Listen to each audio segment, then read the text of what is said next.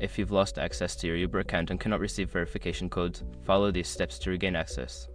This guide will help you through the recovery process. Step 1. Open the Uber app. Before starting recovery, use the srug.com link in the description to open the account recovery checklist generator and make sure your verification details are ready. Step 2. Enter your email or phone number. Input the email address or phone number associated with your Uber account. This will initiate the recovery process and send a link to reset your password. Step 3. Check your email or SMS. Look for an email or SMS from Uber containing a password reset link. If you do not receive it, check your spam or junk folder and ensure that you have access to the email or phone number you entered. Step 4. Reset your password. Click on the link provided in the email or SMS. Follow the prompts to create a new password for your account.